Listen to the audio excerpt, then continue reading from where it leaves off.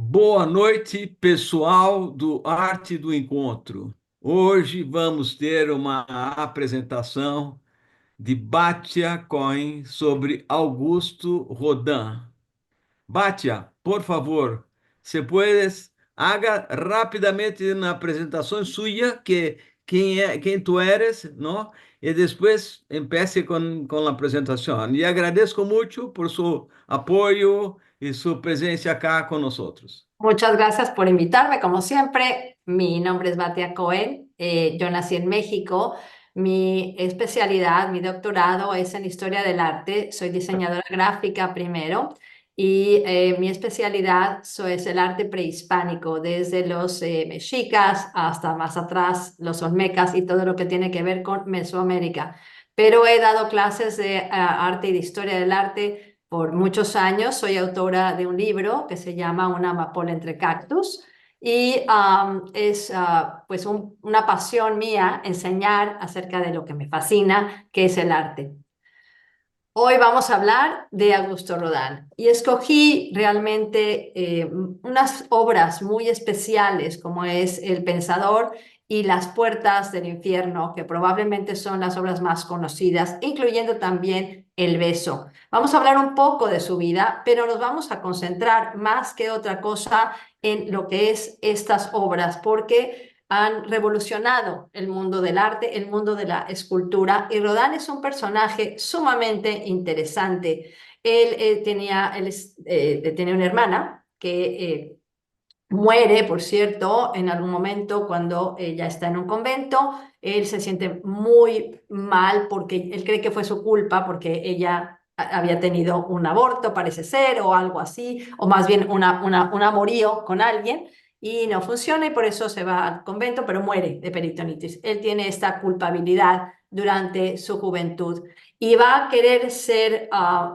se va a querer meter a la iglesia, va a querer ser un fraile y entra a una orden dominicana, católica obviamente, la Congregación del Sagrado Corazón. El padre que vemos acá, Pedro, Julián y Marc, es el director, bueno, el fundador de la congregación, y ya reconoce que este joven, Augusto Rodin, tiene gran talento y le dice: tú no vas a ser un religioso, tú te debes de dedicar al arte, te debes de dedicar a la escultura. Y de hecho más adelante hace esta obra del padre Peter, Julian y Marc. Y aquí lo vemos justamente en 1995 se le hizo santo.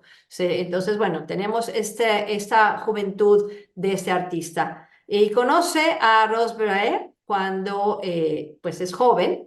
Y aquí vemos una obra muy temprana de Rodin. Es esta jovencita que es realmente Rose Beret. Ella pues trabajaba cosiendo, haciendo vestidos. Aquí vemos otro ángulo de esta personaje, que realmente es una obra bastante clásica, decorativa, no va a ser algo que aporta mucho a la obra de arte en general, y empieza a vivir con ella desde el año 1864. Esta relación va a durar durante toda su vida, con muchos altibajos, por supuesto, y aquí la vemos representada por Rodin en algún momento de su vida adulta de Ross, y que pues la vamos a ver representada en diferentes momentos, como la vemos acá, hasta el final de su vida. Pero bueno, vamos a hablar un poquito de Rodin como escultor, cómo va desarrollándose. Y aunque al principio lo vemos acá representando retratos, va a surgir una imaginación extraordinaria con una forma de representación muy diferente a lo que la gente estaba acostumbrada. Va a representar obras con muchísima expresión. Con Ross va a tener un hijo, por cierto, y lo van a tener un poco escondido esa historia, porque no se van a casar hasta el final de sus vidas. Pero bueno, tenemos esta fotografía de la vida familiar, justamente en un momento más adelante, cuando ya son más adultos. Va a trabajar en el estudio de Albert Ernest Carrier-Belleuse, que hacía objetos de arte. Y eso se va a dedicar, por cierto, esta es una escultura que hace Rodin de él más adelante también en su carrera. Sin embargo, pues va a ser un asistente, va a hacer decoraciones para fachadas, para decoraciones de la casa, y este es uno de esos objetos que se producían en ese taller. Es la base de los Titanes, son diseños de Carrier Belleuse y son esculpidos por los asistentes como Auguste Rodin. Para que vean cómo empieza un escultor bastante sencillo en ese entonces, que va a tener su momento álgido o su momento más específico de éxito cuando le van a dar una comisión, un encargo para crear una puerta para un museo que se estaba creando de artes decorativas. Y ese es un gran momento para un joven escultor, 1880. Y esta es la obra que se va a crear. Viene, obviamente, inspirada en la Divina Comedia de Dante Alighieri, es el infierno, este capítulo tan importante, y son las puertas del infierno.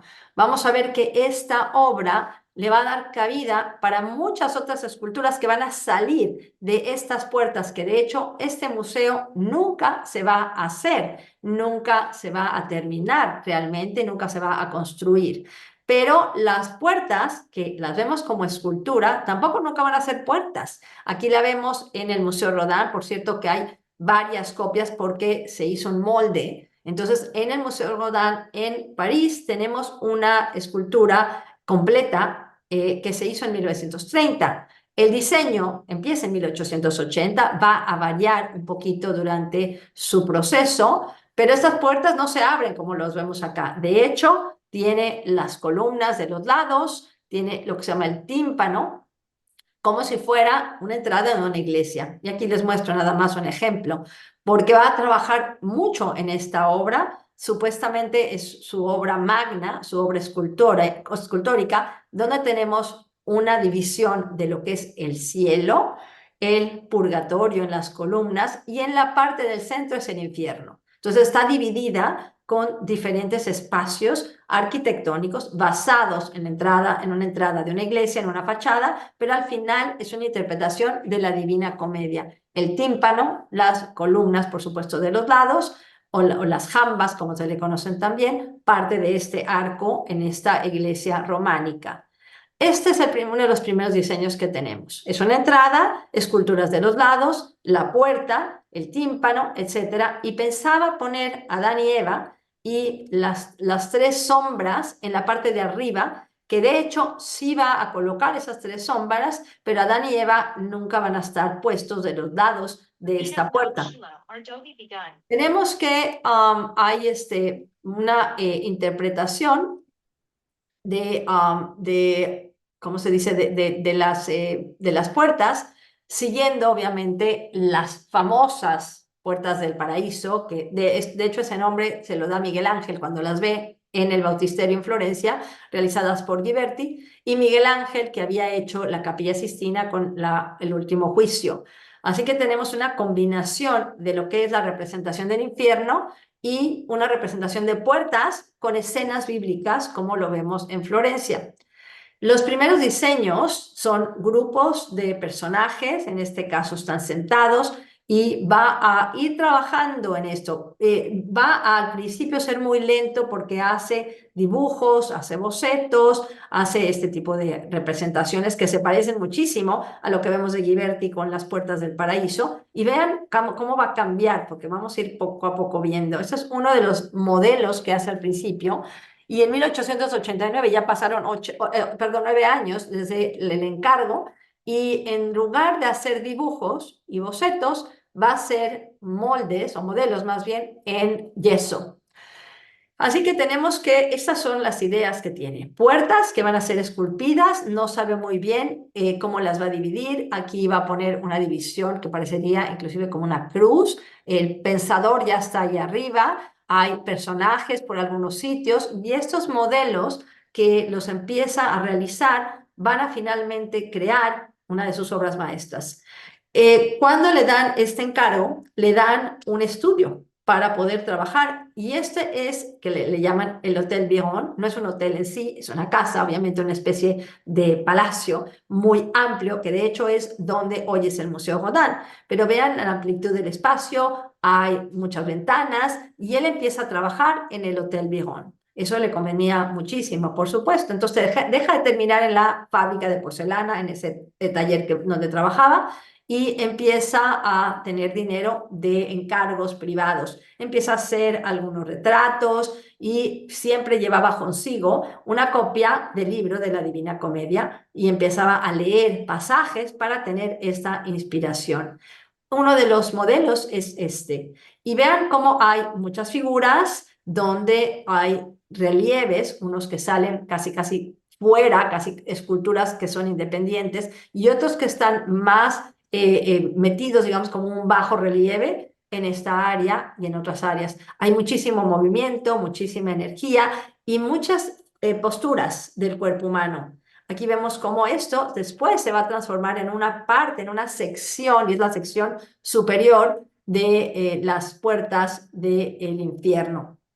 O por ejemplo acá vemos una calavera saliendo por ahí, un esqueleto que representa obviamente la muerte y qué pasa después, cómo lo va a interpretar. Va a realizar 186 figuras en esta obra de las puertas del paraíso, cada una con diferentes posturas, expresiones, y es realmente pues una cantidad de imágenes, todas que vienen de escenas de el infierno de Dante, en un alto relieve y bajo relieve y muchísimas texturas que vamos a ir viendo en esta representación. Es muy compleja. Entonces, por los siguientes 40 años, esto va a ser su fuente de inspiración. Porque ya una vez que realiza esto, todas esas figuras que las vemos aquí pequeñas, en algún momento las va a agrandar, las va a hacer pues en proporciones mayores. Aquí vemos una de ellas, por ejemplo,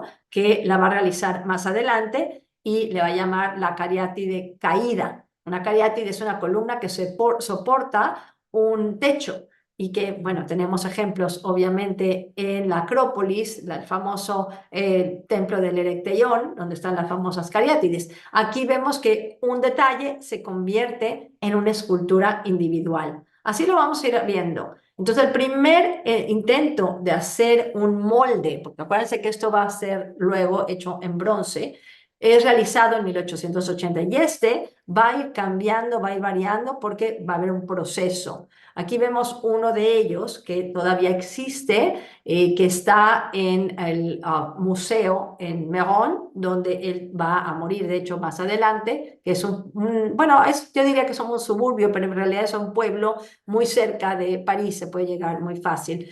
Y ya cuando lo hace en 1990, cambia un poquito esta representación porque se convierte en un poco más abstracta, estudiando cuáles son los efectos de las sombras, de la luz, y que vemos los detalles que van a representar, obviamente, todas estas imágenes de la Divina Comedia, el descenso al infierno, como vemos acá, las almas que sufren y que van cayendo, otras que tratan de sostenerse o subir al cielo, y qué es lo que está pasando realmente. En 1899 le dan un pabellón en espacio, de hecho, porque es la Exposición Universal en París, y le dan un espacio para que tenga su propio pabellón. Es un momento maravilloso para él, ya es un artista muy conocido, han pasado varios años desde que le dieron su primer encargo de las puertas del infierno, perdón, y va en la Plaza de Alma, es donde lo va a poner este pabellón. Hay algunas fotografías donde vemos ese pabellón dedicado solamente a la obra de Rodin. Y aquí vemos que pues, tiene sus propios arquitectos. Esta obra arquitectónica después se va a trasladar a Meron, y esta es pues el cartel de anuncio de la exposición de Rodin para que la gente lo vea y que pues aprecie las obras del escultor. Aquí lo vemos justamente en la entrada de ese pabellón, y vemos a María Rilke, el poeta, que era su amigo, por cierto, y que está ahí en la entrada del pabellón de la Place de Alma. Y esto es en la parte interior. Luz que venía de las ventanas, que venía del techo o del tragaluz, como vemos acá, porque estaba exhibiendo la obra del maestro Rodin al mismo tiempo que existía la Exposición Universal. Aquí vemos otra obra. Aquí ya vemos que tenemos al Pensador, esa obra famosa que todo el mundo conoce, que voy a hablar de ella. Pero lo que le quería decir es que la importancia del el pabellón es tan espectacular que se transporta a su casa en Medón. Esta era su casa, por cierto, un castillo abandonado, y esta, que es la estructura de ese pabellón, se transporta a Medón en 1901, y hoy es parte de un museo. Muy poca gente va a visitar este museo. Yo estuve ahí, es realmente una belleza, donde vemos todos estos moldes, generalmente, de cómo él trabajaba, y nos damos un poco cuenta de su casa, de cómo vivía. Pero tenemos a un artista muy creativo, que tiene un taller muy grande, con mucha gente trabajando para él, con muchos asistentes. Muchas de ellas son modelos, algunas son escultoras, vamos a hablar de algunas de ellas, y él también va a coleccionar arte antiguo, desde arte grecorromano, inclusive algunas piezas egipcias, y le importaba mucho la luz porque la escultura tiene que estar basada en lo negativo y lo positivo. Entonces, cómo la luz va a afectar en las sombras, en la forma de representación, los músculos o los gestos de la cara, etcétera. Aquí tenemos una fotografía antigua de cómo se veía su estudio en Medón, y aquí vemos una escultura que es un Hércules, Acéfalos Hércules, que no tiene cabeza, que la compra, es una escultura antigua, y de ahí va a estar inspirado en obras como estas, donde no le pone brazos, no le pone cabezas a una obra que se llama El hombre que camina. Y de hecho lo va a exhibir en 1907 en el Salón Oficial en París. Esta es la forma que él trabaja. De hecho, es una forma de medir, un modelo que él hace, generalmente en arcilla, y algún asistente lo va a hacer en grande, lo va a agrandar, y muchas veces inclusive tiene artistas que van a trabajar en el mármol. No, generalmente Rodin creaba en arcilla, en barro, en pequeñas dimensiones, y después se replicaba estas medidas para agrandar la obra. Tenemos bueno, la colección de obras medievales, también de obras egipcias, todavía están ahí, inclusive está ejemplo de una columna con sus capiteles, el torso del que les hablé, y este es el pabellón original en la maqueta, porque el pabellón original que se trasladó a Medón se va a destruir en el 1927, y se va a construir un nuevo pabellón donde se exhiben sus obras dentro de su casa en 1948, que es el que vemos hoy, y ahí vemos las puertas del infierno que les había yo mostrado, y muchas otras de sus obras, que son los moldes en yeso. Estas no son realizadas en bronce, pero todas estas las ven en bronce en muchas otras colecciones de arte y en muchos museos. Volvemos entonces a lo que le pasó. Al principio de su carrera, él había hecho una obra que era tan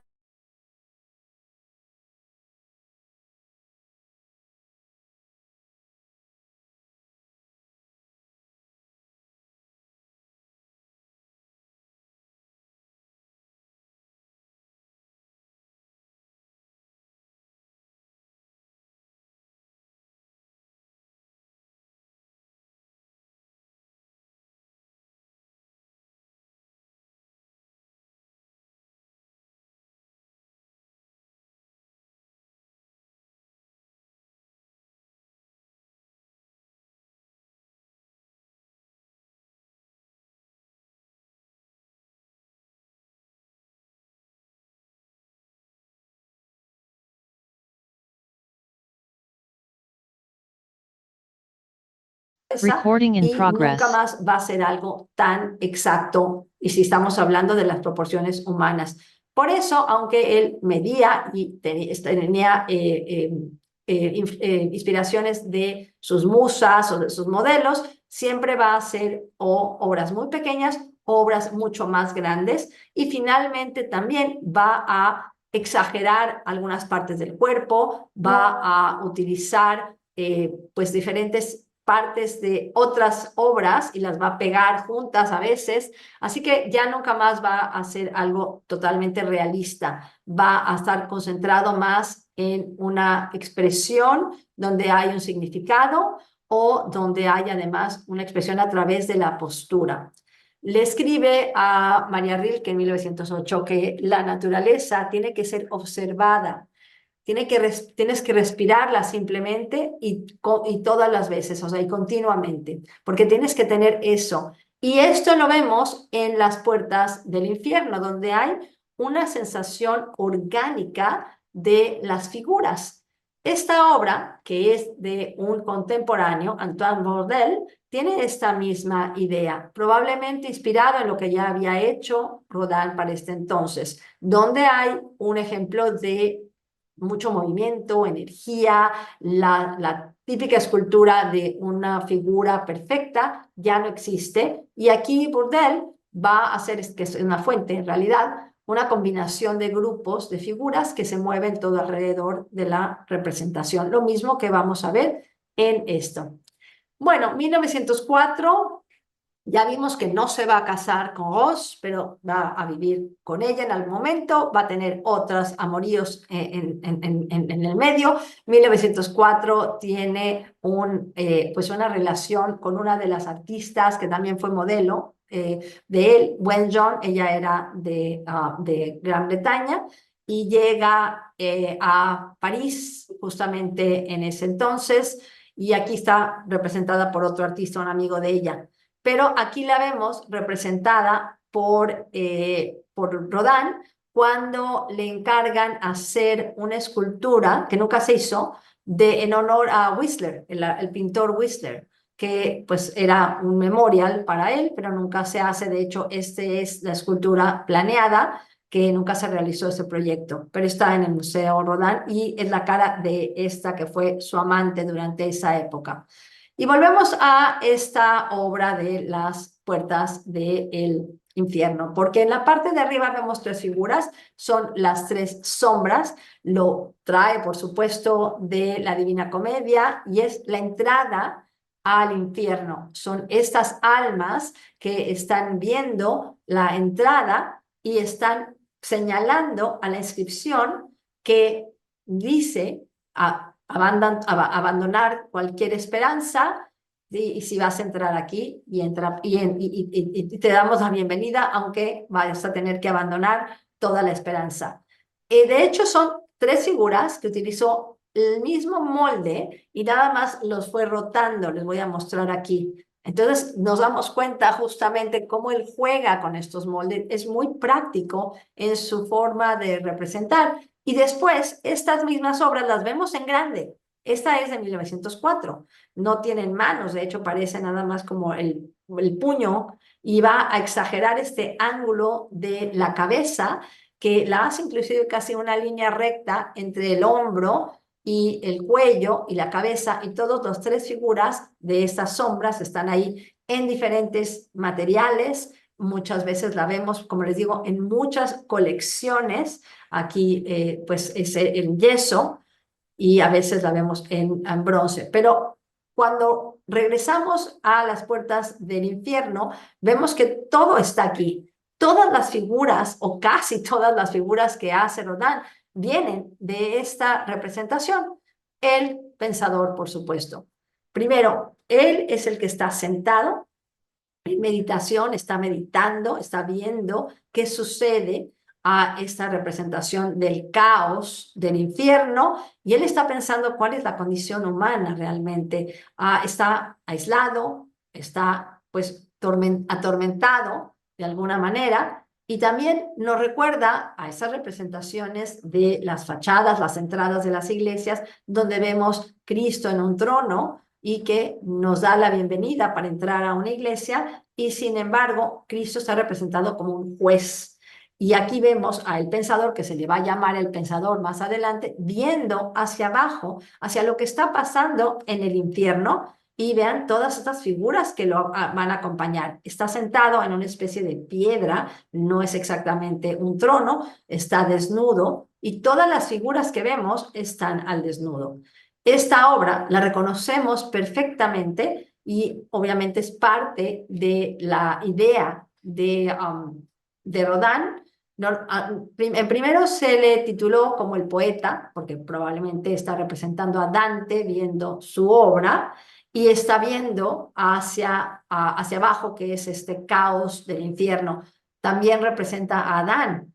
Se ha pensado que representa a Prometeus y que representa la leyenda de Zeus, que le pide a Prometeus que cree que tiene que crear al hombre de la tierra, que también está relacionado con la Biblia, por supuesto, y se le ha pensado también que es un autorretrato de Rodin viendo su obra que está en la parte de abajo.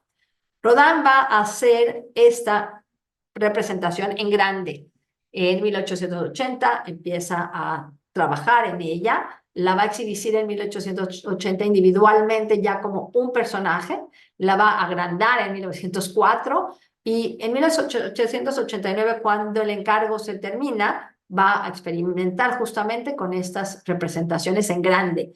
Pero vean la expresión, porque nos muestra un ejemplo de no nada más gestos de la cara, sino del cuerpo en sí. El horror, el miedo, la desesperación, todo lo que es la tragedia humana. Veamos que la primera edición en bronce fue realizada en 1906. Hay 20 copias que se hicieron después de que Rodin murió. Entonces hay muchas en muchos sitios, pero lo que quiero que veamos es la expresión, porque cada parte del cuerpo tiene una expresión muy fuerte. Los músculos, vean la mano en la boca, esto además es muy fuerte. Tenemos que la pasión está representada ahí, que no nada más en la cara y en los músculos, sino hasta en los dedos de los pies, que se está agarrando como puede de la roca, inclusive la espalda está tensa. Todo representa este momento donde él está observando este infierno que está debajo. Y él va a decir que lo que hace mi pensador pensar es que piensa no nada más con su cerebro, sino con cada parte de su cuerpo, como lo he mostrado ahora. Entonces es un tema intelectual, pero al mismo tiempo tenemos una tensión emocional física. Es un hombre que está pensando y su físico es muy poderoso. Vean la musculatura de los brazos, de las piernas, de cada uno de estas partes del cuerpo. Lo vemos acá otra vez en bronce, entonces hay muchos, aunque hay uno en mármol que fue el primero de 1898 y que es el que está afuera del Panteón en 1906. Aquí lo vemos en París, que ya no está ahí, por cierto. Pero bueno, él quería que se utilizara uno de estos en su tumba. Rodin siempre quiso eso y de hecho es lo que va a suceder en Meudon, en su casa de Meudon, donde tenemos la tumba de Rodin. Aquí la vemos nuevamente, es la tumba de Rodin en Meudon. Y aquí lo vemos nuevamente en el Museo de Filadelfia de Rodin y muchos otros, como les mencionaba, incluyendo este en San Francisco, la Legión de Honor, y este otro que está en Buenos Aires. De hecho, esta es la más grande. Cada una tiene diferentes dimensiones, porque esta, Rodin la donó. Esa no se hizo cuando él murió, sino en 1909 les dona el molde de esta obra y del beso, y aquí la vemos en la Plaza del Congreso en Buenos Aires, en Argentina, que es la más grande. Pero la gente se burlaba de esta obra porque pues se presta, ¿no? Y lo vemos acá, había mucha controversia en relación a la obra de Rodin, porque si se fijan, déjenme enseñarles acá, parecería que es una obra no terminada.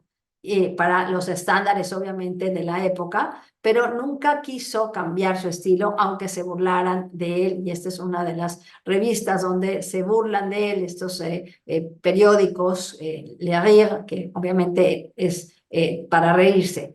¿De dónde tiene también su inspiración? La Capilla Medici en Florencia, donde tenemos aquí a Giuliano di Lorenzo, realizada por Miguel Ángel, y vemos que la representa el amanecer, el atardecer, y al mismo Medici ahí, que vemos acá, que no es un retrato, pero es un hombre que está sentado en su silla, está pensando, y también se le había dicho, se le había dado este apodo de El Pensador. Obviamente no es el primero que está representado así, es una postura común del humano, sentándose así, poniendo la mano en la barbilla, en la cara y pensando. La obra es probablemente también inspirada en este grabado de Dürer, de la melancolía, pero como les vuelvo a decir, es una postura normal mientras alguien piensa, y aquí es una pintura, bueno, es un grabado alegórico. O esta otra de Henry Fuseli, que es Polyphemus, perdón, que está ciego y está revisando si esta es su borrego, que no se salgan de la cueva. De hecho, tenemos que la representación tiene muchas inspiraciones, sin embargo, la inspiración más importante viene de ver al cuerpo humano y de la Divina Comedia, obviamente. Esta obra, que es de Géricault, que es la barcaza de la Medusa, porque era un barco que había naufragado y esos están tratando de sobrevivir, es una obra impresionantemente grande en el Louvre, y vemos cómo va a influenciar a ciertas figuras más adelante que salen de aquí hacia lo que va a ser Rodin en escultura. Aquí vemos este personaje que cuida de su hijo que ya ha muerto y está totalmente como con la mirada perdida, que vemos también acá. Es esta idea del cuerpo que está agachado, que está observando. Y tenemos que en Alemania un doctor, Max Linde, que era pues amante del arte, había tenido una gran colección de arte, como de Monet, Degas, Manet, inclusive de Whistler, y va a invitar a Edvard Munch, pero que además a su casa, por cierto, y aquí empieza a tener interés por la obra de Rodin. Cuando había visto la exhibición en el Pabellón del Alma en 1900, empieza a tratar de comprar ciertas obras, entonces hay cartas, y finalmente va a comprar algunas obras de él. La edad del bronce, copias obviamente que son legales, hay muchas copias, como les digo. Eva, Danae, el amor fugitivo, las Nereidas, este que es la primavera, y el hombre con la nariz rota. Esta pintura que vemos acá es Linde, que representada por Munch, perdón, aquí, y aquí vemos a Edvard Munch enfrente de la obra de Rodin que se llama La Era de Bronce, que ya habíamos hablado. Aquí vemos una de estas que pues llegó a Alemania. Tenemos que el mismo Munch va a pintar la obra de Rodin en el jardín de Linde, porque claro, lo admiraba. A la obra va a influir también la obra de Munch, El Pensador. Aquí vemos esta que se llama Melancolía, también se le conoce como La Noche, y es un hombre que está perdido en meditación, en contemplación. La obra de El Pensador va mucho más allá de lo que fue nada más la obra original, que era parte de las puertas del paraíso. Y cuando Linde pues pierde todo su dinero, toda su obra se va a dispersar. Y de hecho esta misma que él había comprado y estaba en Alemania, va a estar hoy en la entrada del Instituto de Arte en Detroit, aquí en Estados Unidos. Y que vean esta que me encanta, porque aquí vemos a Jack Lipschitz haciendo su propia obra del Pensador, basada en la obra, obviamente de una manera cubista, pero basada en el Pensador de Rodin. Vean esta otra. que se encontró. Entonces, es una forma muy humana de sentarse, de poner la cabeza en los brazos, en las manos y de pensar, de meditar. Y esta es una obra moderna de Nathan Marbury, que obviamente está inspirada en la obra del pensador, con una cara como de una especie de perro con la lengua de fuera, pero como monstruoso, siguiendo la misma idea del cuerpo que había hecho Rodin. Podemos obviamente hacer esta relación y reconocemos muy obviamente que viene de la obra de Rodin. Y esta otra que es de una artista, Nadine Ospina, que está en la entrada de un banco en Colombia, que es la representación de Superman, pero no nada más Superman, sino es Christopher Reeve como actor de esta película. Así que tenemos que El Pensador es pues una obra maestra de Rodin que mucha gente reconoce. Detalles como este, que va a ser repetido por Rodin, como este hombre que se está cayendo, que está tratando de llegar al cielo, pero no llega y se está cayendo, de hecho, y se va para atrás, lo va a representar en diferentes partes de las mismas puertas con el mismo molde.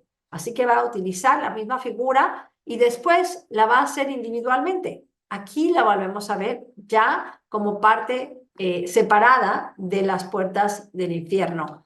Y obviamente tenemos artistas que van a recrear esta idea del movimiento, de caer para atrás, que pues probablemente hay una inspiración y hay un desarrollo del arte, obviamente a partir del siglo XX-XXI, muy rápido, como vemos este otro.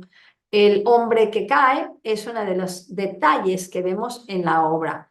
Cuando vemos que estas puertas tienen muchísimas figuras y aquí vemos una historia que está contada en la Divina Comedia, que es la historia de Ugolino y sus hijos.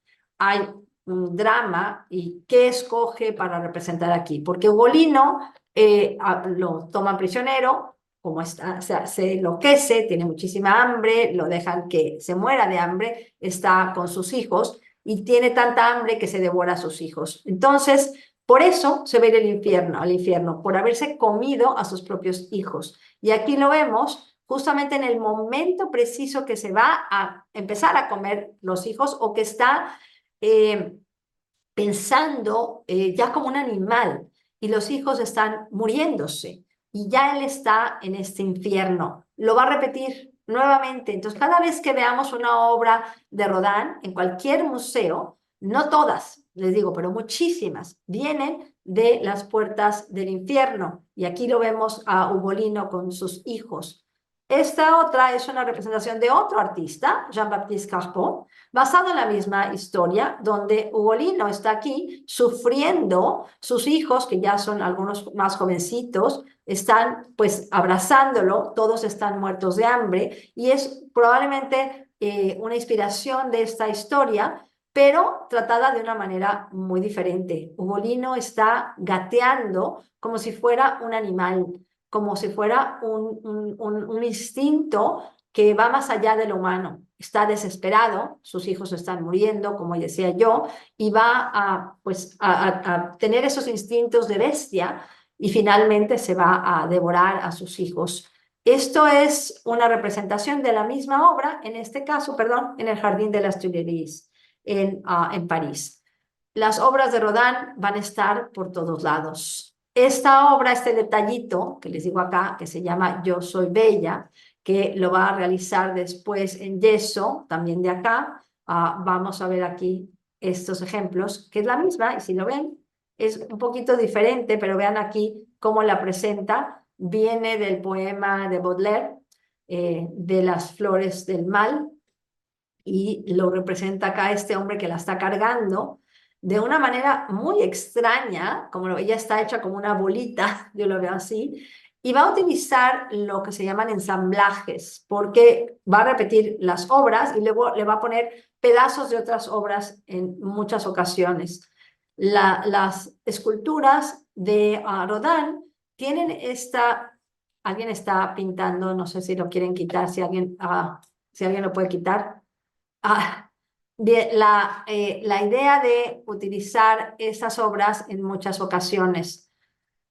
La imagen que vemos acá parecería que el cuerpo se está como inclinando y aquí la vemos nuevamente. No sé si pueden quitar estas líneas, perdón, pero alguien lo pintó y yo no puedo hacerlo mientras estoy dando la clase. Paolo y Francesca es uno de estos detalles de una historia también muy conocida que la podemos leer en la Divina Comedia. Es una historia de amor que el esposo de Francesca va a encontrar a estos dos amantes justamente a punto de darse un beso y por ese amor ilícito van a estar, pues, van a tener que irse al infierno. Aquí los vemos cómo van cayendo al infierno, hay un viento muy fuerte que los lleva hasta el fondo del infierno y pues, la culpabilidad, no tienen un castigo por la lujuria y los van a empujar a este infierno. La imagen que ven acá es la misma, pero hecha en yeso, Paolo y Francesca, y vemos que Paolo y Francesca va a estar representada en muchas ocasiones. De hecho, en el 2023, Gerard Depardieu, que tenía una colección de Rodin, va a vender 250 obras de muchos artistas, dentro de ellas Paolo Francesca y esta obra que es El hombre que camina. De hecho, cuando hizo esta película, Camille Claudel, que no sé si alguna vez si la vieron, es cuando compra estas obras de Rodin y las vende en el 2023, hace no tanto.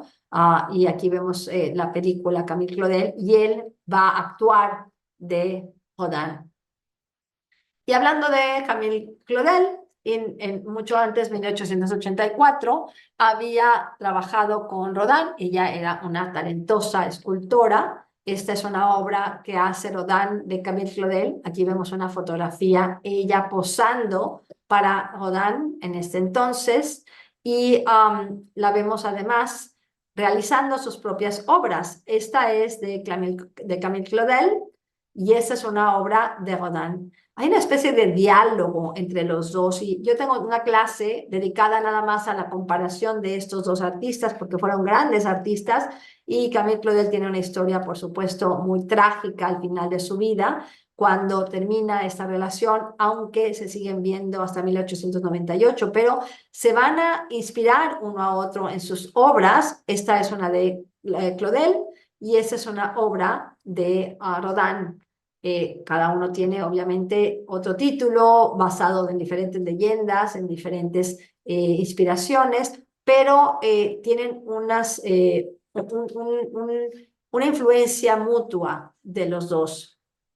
O acá, como vemos, que también la manera en que representa cada una de estas obras con gran sensualidad, parejas que se abrazan, que están enterradas en la piedra, la rugosidad de la piedra en comparación con la parte suave que ha sido pulida del mármol en muchas ocasiones, y llegamos a la obra que también muy famosa, que es El beso. Y dicen que estaba probablemente inspirado en su amor por Camille Claudel, que también viene de Francesco y Paolo. Son estos mismos amantes que van a estar a punto de consumar su amor y el esposo los va a encontrar infraganti en ese momento justo.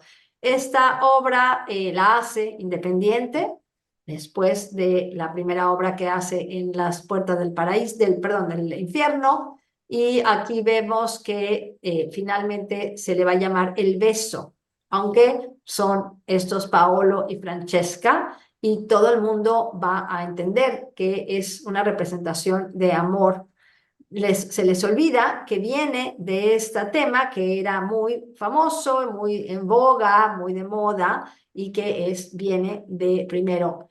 Estos dos personajes, Paolo y Francesca, estaban leyendo una novela, que también es una historia, una leyenda de Guinevere y Lancelot, y aquí hasta se le cae el libro, esta que es una representación del artista Dominique Anne, o esta otra que es de Delacroix, Y hay muchas otras representaciones como de los prerrafaelistas, Dante Gabriel Rossetti es uno de ellos, o esta que es de Alexandre Cabanel, uno de los artistas favoritos del salón de finales del siglo XIX en Francia, en París, y muchas otras. Pero el beso nunca realmente sucede. En la obra están a punto de besarse, hay unos milímetros y nunca van a consumar este amor. Y esa es una que yo pude tomar la fotografía. Normalmente uno no se puede subir a tomar la foto, pero en este caso, como era una obra en yeso afuera, me dieron permiso para tomar esa fotografía. Aquí la vemos, esta es la de Medón, y vemos a estos amantes, este beso. Y fue pensada que era tan erótica que cuando Rodin las manda esta y otras obras a la feria en Chicago en 1893, no la mostraron en público y solamente si uno pedía verla con un permiso especial, podía entrar a un cuarto a ver esta obra porque pensaron que era demasiado, demasiado sexual y demasiado erótica. Finalmente tenemos que en 1897 Rodin y Rosebeuret van a comprar una casita un poco modesta y finalmente va a tener una casa un poquito mejor. Era un castillo, bueno, un palacio dilapidado, de hecho, en Meudon. Aquí lo vemos, de hecho, aquí como se veía, en un castillo antiguo, y lo va a remodelar poco a poco. Eso es lo que se ve hoy. No es muy grande, pero es muy lindo. Y se llama la Villa de Brillat. Aquí vemos unas fotografías tomadas en 1901 con el pensador y el perfil de Rodin enfrente. Aquí vemos que es una obra muy reconocida. Aquí lo volvemos a ver a Rodin tomado de frente en esta misma foto. Hizo 10 diferentes moldes, no nada más las 20 copias que tenemos de esta obra, sino hizo 10 moldes de El Pensador solamente. Va a conocer a Claire, que era la duquesa de Choiseul. Ella era una americana que se había casado con este duque de Choiseul y que va a tener una relación intensa con Rodin a partir de más o menos 1904 hasta 1912, al mismo tiempo que también tenía la relación con Wen John, perdón, inglesa.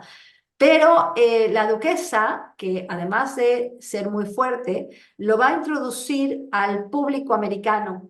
Y es como van a llegar muchos de estos coleccionistas americanos a estar interesados en tener obra de Rodin. Y finalmente va a llegar no nada más a las colecciones privadas, sino a los museos americanos. Aquí le vemos, ella era una mujer muy guapa, pero muy fuerte también, y va a administrar las obras de Rodin. Y cuando ella decía de repente, Rodin, yo soy Rodin. Hasta 1912 van a estar juntos. Él ya era mayor, aquí la vemos. Claudel, por cierto, que la vemos acá, tuvo supuestamente una crisis emocional en 1913 y la van a meter a un asilo. Aquí vemos una fotografía de, vemos en 1916, donde está aquí Rosebeuret. Vemos a Rodin y vemos a Louis Fuller. Ella era una bailarina americana que tuvo muchísimo éxito en Europa, sobre todo en París, y que también fue muy amiga de Rodin y también coleccionista de la obra de Rodin. En 1917, imagínense que vivieron juntos, on and off, como dirían, con altibajos, desde 1864 y no se casan sino hasta 1917 en enero, cuando ya los dos son de pues, mucha edad, como los vemos en esta fotografía, y finalmente ella muere unos meses después de que se casan. Y de hecho, Rodin mismo se va a enfermar, va a tener influenza el mismo año, le anuncia el doctor que tiene una congestión de los pulmones y que está muy débil y que muy grave, y se muere el siguiente día. Va a morirse en su villa en Meudon donde está enterrado. Su sepelio, como vemos acá, realmente estaba lleno de gente, pero lo que les quiero decir es que cuando él muere, él les deja al Estado francés su estudio y todos los derechos de hacer moldes de sus moldes de yeso. Entonces, él ya tiene el modelo, digamos, de yeso y el Estado francés tiene el derecho de hacer moldes de esos que ya existen porque les pertenecen. Entonces, hay alrededor de 7.000 yesos, obras en yeso, y por lo menos hay 20 de esta obra en específico, como los yo decía, del Pensador, pero también cuando uno va a un museo de Rodin, dice, bueno, es que esta ya la vi en otro lado, y es un poco confuso porque parecería que es una falsificación o no son los originales. Sin embargo, sí son los originales porque vienen del mismo molde, pero pues no son tan importantes como obras que hay un límite de las copias que se puedan hacer. Hoy está un poquito más controlado, pero cuando él muere en 1917, pues se hacen muchas copias para mandar a muchos museos en el mundo y por eso las hay en muchos sitios. Ahora, les cuento una historia porque en el Museo de Cleveland en 1970 hubo un ataque terrorista, le pusieron dinamita en la base del pensador que tenían ahí, probablemente el grupo terrorista que se llamaba Weather Underground, y bueno, se destruye parte de esta obra como la vemos todavía hoy y lo dejaron así justamente al propósito en el Museo de Cleveland, todavía uno la puede ver de esta manera y ahora sí, como dicen, el pensador está pensando en la humanidad y lo que pasa con la humanidad. Y bueno, pues voy a quitar mi pantalla para que podamos platicar y pues haya Muito bom, preguntas. fantástico, muy Con bueno, gracias. Como decía, Bueno, Perfecto. nada más para concluir, el problema de Rodin es que hay muchísimas obras, entonces me quise concentrar en unas que son muy famosas para que tuvieran un poco la idea, ¿no? de la importancia de su obra. Roberto, está sem som, sem som. Ah, linda presentación. Gracias. Quería preguntarte, ¿cuál es el límite de copia normalmente que se puede hacer de un molde? Ah, es que, Legal- bueno, depende. legalmente. No, legalmente depende de lo que el artista dice o lo que dice el contrato. No hay límites si el artista lo permite. Eso se estipula en un contrato. Muchas veces lo que sucede es que, ¿cómo se dice? En un foundry, o sea, donde hace la fundación donde se funde el bronce, a veces ese es una de los argumentos, que no pueden hacer copias más que las que están legalmente estipuladas en un contrato. Pero es algo que el artista tiene que llegar a ese derecho. Como en este caso el problema es, el dueño es el Estado francés, ellos pueden hacer lo que quieran. Ah, bien. Una otra pregunta que iba a hacerte. Eh, ¿Por qué será que todas las estatuas de Rodin se hicieron con las personas desnudas, no vestidas? Bueno, eso es algo muy interesante. Primero porque el amor por el cuerpo humano y porque hay una inspiración en las esculturas grecorromanas. Lo mismo hizo Miguel Ángel cuando representa todas estas imágenes en la Capilla Sistina, que de hecho uno de sus asistentes después las cubre. Pero la idea es un amor por el cuerpo humano y basado en la inspiración de las esculturas grecorromanas. Ah, bien, gracias. Además, no son retratos, sí tiene obras con gente. Por ejemplo, hay una obra muy famosa de Balzac, no la puse acá, un memorial de Balzac, que la pone vestido con su bata de noche, por cierto, que él le gustaba mucho estar cómodamente en su casa, pero a Balzac primero lo esculpe desnudo y lo viste después. Es una técnica que muchos artistas hacen también. Pero sí, la idea no es un retrato, sino una alegoría o que tiene un significado. Ah, bien. Yo no pude distinguir. Él hizo obras de mármol. Es que sí, pero él no las hizo con su mano. O sea, él nunca talló una obra de mármol. Normalmente tenía asistentes que van a hacer esas obras de mármol. Lo que él hacía, trabajaba siempre en arcilla, en barro, moldes pequeños, y esos se agrandaban. Y un artista que estaba en su taller lo hacía en mármol. Cuando uno ve una obra de mármol de Rodin, dice quién fue el que lo talló, basado en las proporciones de Rodin. Sí, pero se considera como una obra de Rodin, Sí, ¿sí? Ah, sí, ok. se considera que es una obra de Rodin, pero no, pero en verdad nunca lo talló él. Él no talló el mármol. Sí, Ok, es algo gracias. muy extraño, pero así es. Gracias, Batia. Con gusto. Batia, ¿cómo era la relación de Rodin con los artistas de su época? Dices con los contemporáneos. Él trabajaba mucho en su taller y tenía asistentes. No tenía grandes amistades con contemporáneos porque podías decir que contemporáneos son los impresionistas. No tuvo mucha relación con los impresionistas realmente es una generación un poquito más grande, pero de todas maneras, bueno, es más o menos contemporáneo. No necesariamente. Su amigo era el poeta María Sí. Rilke, pero no tenía grandes relaciones con sus contemporáneos.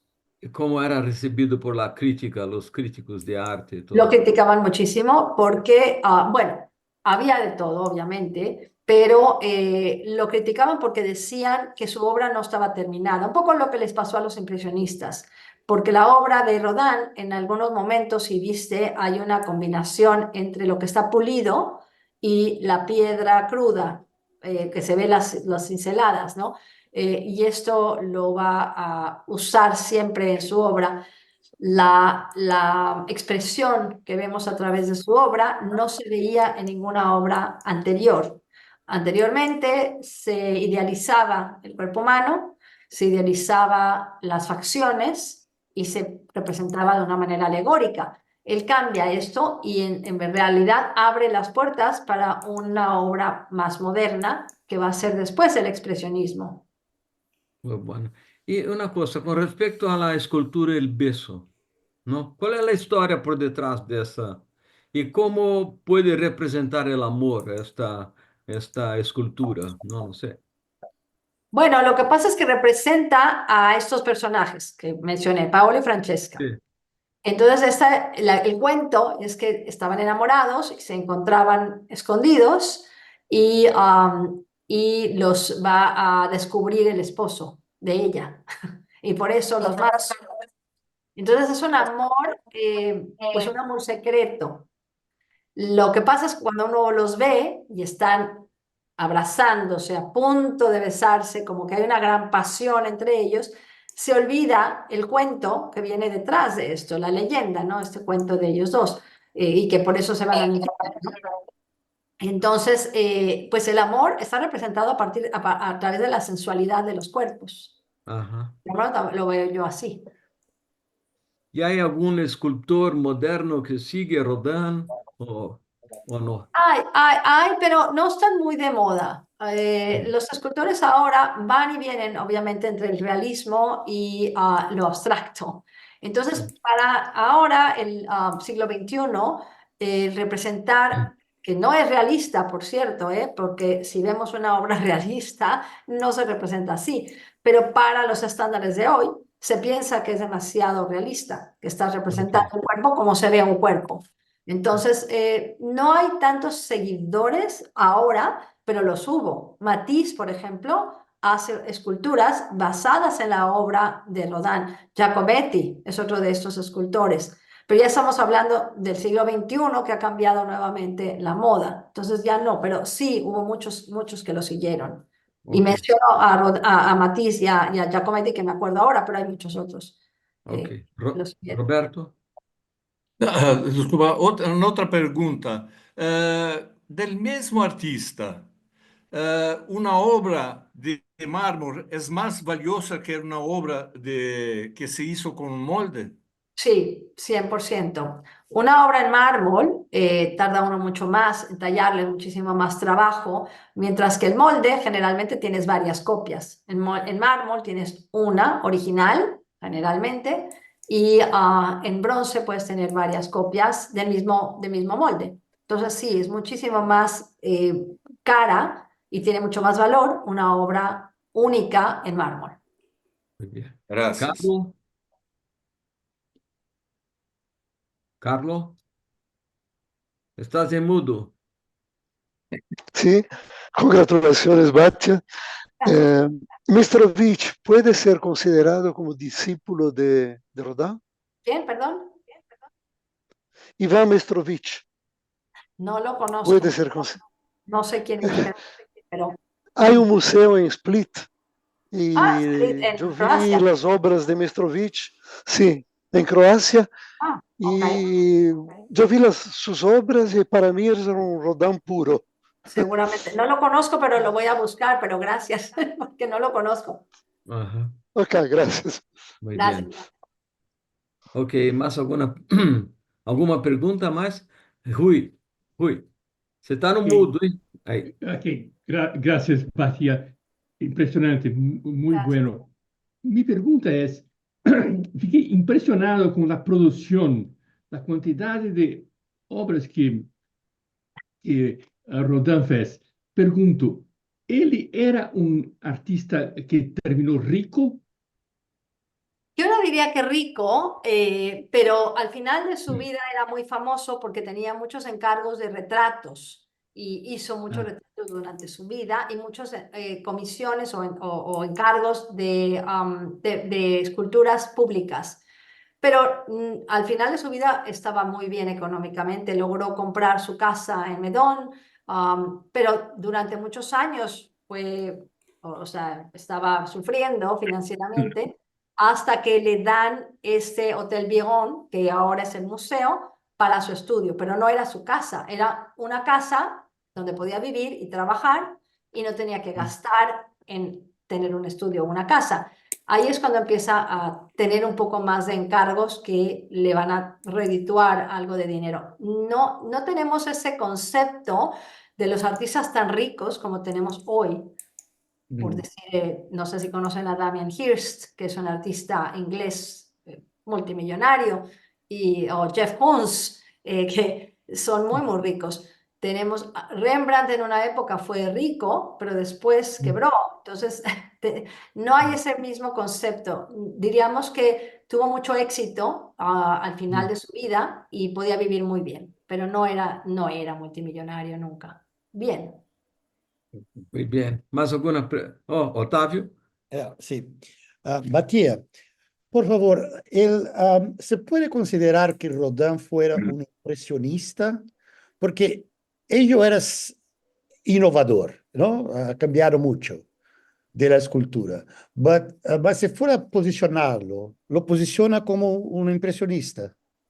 Lo que pasa, bueno, es un poco peligroso decir eso, pero sí entiendo lo que me estás diciendo.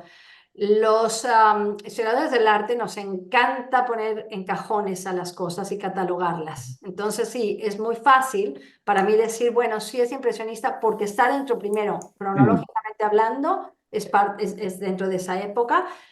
También se sale de la norma, entonces está dando una impresión como si fuera una pincelada rápida, pero en este caso es escultórica. Entonces, en el estilo podríamos decir que también tendría ciertas características que podríamos decir impresionistas, pero los impresionistas es un grupo bastante cerrado que exhibieron juntos. Ellos tenían exhibiciones y la primera exhibición es 1874 y de ahí exhiben 8 veces, diferentes momentos, juntos. Rodin nunca estuvo con ellos. Entonces, no es parte del grupo.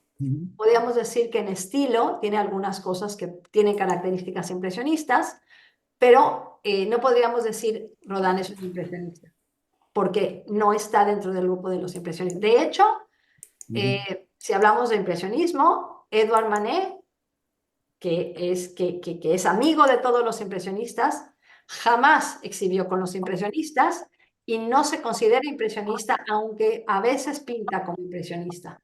porque nunca exhibió con ellos. No fue parte del grupo, era amigo, pero no era parte del grupo. Entonces, Muy esa bien. es la cosa. Dime. Ah, Una otra ah, cuestión.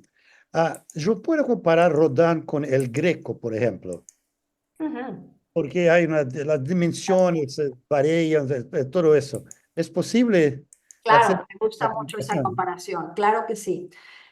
Porque, o sea, y seguramente es lo que ves. El Greco va a alargar y va a exagerar ciertas partes del cuerpo, lo mismo que hace Rodin. Va a tener a lo mejor un cuello muy largo, manos o brazos muy extendidos, muy agrandecidos. Lo mismo que hace Rodin en muchas de sus obras. No hablé de las figuras de Calais, que son muy importantes también. No hay tiempo, ¿no?, para hablar de todo, pero ahí veríamos un poco esa expresión espiritual que vemos en el Greco, en pintura, y el otro en escultura. Cuando hablamos de dos diferentes métodos o técnicas, también es un poco difícil, pero en la expresión definitivamente tienes razón, se podría comparar con la expresividad del Greco y esa espiritualidad que vemos en el Greco. bueno. Arthur, Ah, obrigado. Gracias, Batia, por tu palestra muy magnífica. Yo estuve en varios museos que tienen obras de Rodin, pero un de ellos me pareció el más exagerado, el más eh, extraño de todos los demás, que fue el Museo de San Francisco. ¿Por qué tiene tantas obras idénticas unas a las otras de Rodin? Generalmente, y sí conozco el de la Legión de Honor, me imagino que te refieres a ese, muchos son donativos, coleccionistas que tienen obra de Rodin en este caso o de otros y las donan. Entonces, no es que, o sea, las copias, como les mencioné, vienen del mismo molde, pero en este caso seguramente venían de diferentes colecciones y entonces el museo las recibe. Hay una colección bastante grande de obras de Rodin y de Camille Claudel en México, del señor Slim, que él coleccionó muchas obras de estos dos y tiene su museo. Y bueno, hay todo un piso dedicado a estos dos artistas. Y sí, tenemos inclusive una copia de estas puertas del infierno. Entonces el problema es ese, que vienen de diferentes colecciones privadas y las donan. Entonces sí, por eso tienen copias, porque eso es. Gracias, muy bueno. gracias. Bueno, acá hay un mensaje de Wilson que le dije, le congratulaciona por la posibilidad de avanzar en mucho el entendimiento de lo que piensa el pensador. Me Muy gusta. bueno. Sí. Y Exacto, Wilson, que está acá, un muy profesor bueno, y doctor acá de la universidad. Muy bien. muy Ok. bueno. Bueno, ¿más alguna pregunta? ¿Más pessoal? Bueno, creo que ya estamos. Quería agradecer mucho a ti, Matia, por la presentación, agradecer a Moisés por nos proporcionar la posibilidad de Batia venir acá con nosotros, ¿no? Gracias. Y bueno, esperamos por la próxima presentación suya, ¿no? Que será en agosto, Como siempre, ¿no? gracias, molto obrigado. Así Ok, que muchas Muito nos gracias. vemos. obrigado, Un Bátia. abrazo. Gracias a Gracias, todos. Bye bye. Obrigado. gracias, Bye. Batia. Ok, Gracias, Nos Batia. Bye. vemos. Bye chao. bye. Muy bueno. Muy bueno. Fue excelente.